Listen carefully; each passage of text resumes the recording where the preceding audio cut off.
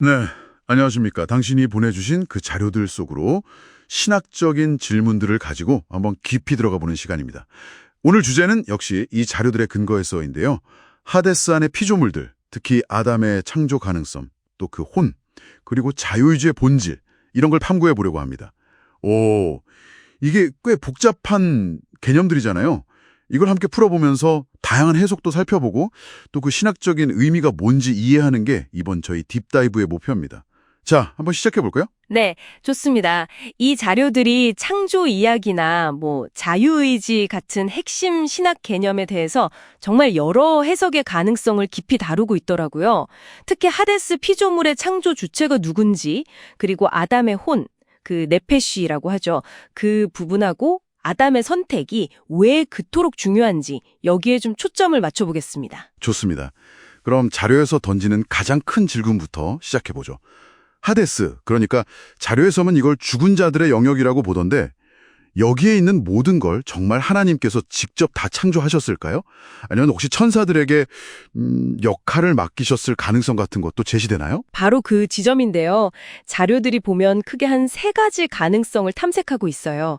첫째는 가장 전통적인 견해죠. 하나님께서 모든 걸 직접 창조하셨다.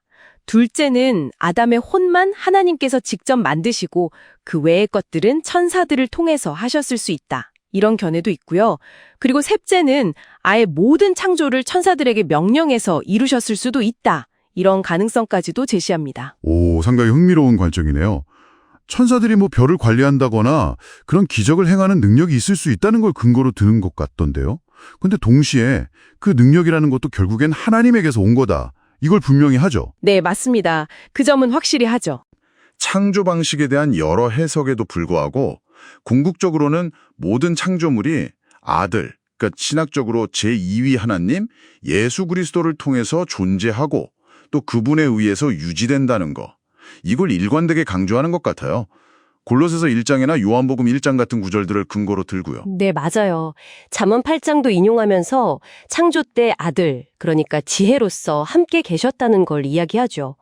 다만 그 함께라는 게 정말 물리적으로 같이 계셨던 건지 아니면 이제 말씀이나 성령님을 통해서 함께 하셨던 건지 이 부분에 대해서는 좀 해석의 여지를 남겨두더라고요.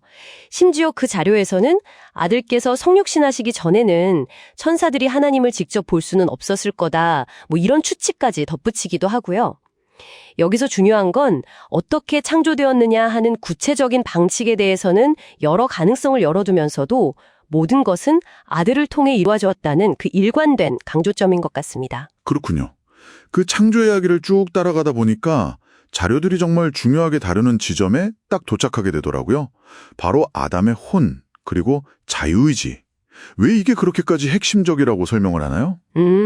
그게 아담의 자유로운 선택이 하나님께서 주신 계명이 정말 진실하고 또 공정하다는 것을 증명하는 열쇠이기 때문이라고 설명합니다. 제시된 논리가 이런 식인데요. 만약에 하나님께서 아담이 도저히 지킬 수 없는 계명을 주셨다면 그건 하나님께서 불의하시다는 뜻이 되잖아요. 그러니까 그 계명이 지킬 만하다는 걸 증명하기 위해서라도 아담의 혼, 즉 그의 선택 능력이 아주 온전하게 왜곡 없이 기능해야만 했다는 거죠. 이 과정이 심지어 천사들의 자유의지를 완성하는 데도 중요하다고 언급하고요. 그래서 하나님의 성품 자체를 입증하는 우주적인 중요성을 갖는다는 거군요. 네, 그렇죠. 굉장히 중요한 의미를 부여하고 있습니다. 여기서 동물과의 비교가 나왔던 게 참 흥미로웠어요. 창세기에 보면 동물도 산혼, 그러니까 하이네펫이라고 해서 살아있는 존재로 땅에서 나왔다고 하고 레위기에서는 또 혼, 네펫이가 피에 있다고 하잖아요. 근데 자료들은 동물의 이 혼이랑 아담의 혼은 명확하게 구분하더라고요. 네, 정확합니다. 동물에게는 네페시, 그러니까 생명력이나 피와 관련된 그런 혼은 있지만 자유의지는 없다고 딱 선을 긋습니다. 그리고 오직 아담에게만 주어진 것, 하이 네샤마라고 하죠. 생기 혹은 하나님의 호흡, 여기에 주목을 해요. 자료들은 이게 어쩌면 아담의 자유의지 그 자체일 수도 있고 혹은 영, 양심 아니면 하나님의 영 자체일 수도 있다고 추측하면서요. 이것이야말로 아담이 동물과는 다르게 계명 앞에서 자유롭게 선택할 수 있었던 이유일 수 있다고 보는 거죠. 여기서 핵심은 그 혼이 뭐 어떻게 만들어졌든지 간에 자유의지는 분명히 하나님께서 주신 거고 그 선택의 책임은 전적으로 아담에게 있었다는 점입니다. 그래야만 하나님의 계명이 참되다는 게 증명될 수 있으니까요. 네.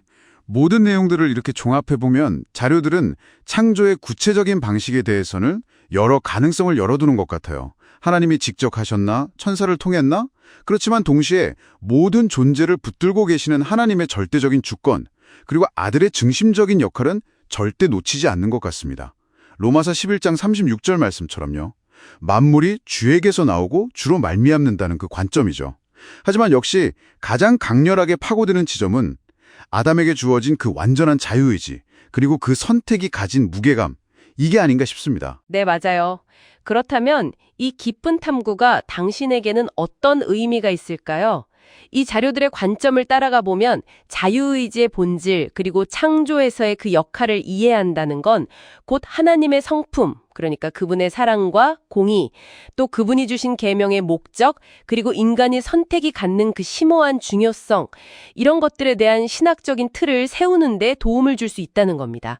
뭐랄까, 강요되지 않은 자발적인 사랑과 순종의 가치를 부각시키는 거죠. 당신의 선택 하나하나 역시 이 거대한 이야기 속에서 어떤 의미를 갖는다는 점을 시사한다고 볼 수 있겠습니다. 네, 오늘은 당신이 보내주신 자료들을 통해서 창조 과정의 여러 가능성, 그리고 자유의지라는 아주 핵심적인 신학 개념을 깊이 탐구해 보았습니다. 마지막으로 이 자료들이 슬쩍 암시하는 더 깊은 질문을 당신께 한번 남겨드리고 싶습니다. 그렇다면 아담 이후에 우리 인간들의 혼은 언제부터 존재했을까요? 아담 안에서 함께 창조되었던 걸까요? 아니면 각자가 잉태될 때마다 새롭게 창조되는 걸까요? 더 나아가서 영이신 하나님께서도 혹시 혼을 가지고 계실 수 있을까요? 존재와 의식의 본질에 대해서 계속해서 곱씹어 볼 만한 그런 질문들인 것 같습니다. 네, 오늘 이 흥미로운 지적 탐구에 함께 해주셔서 정말 감사합니다.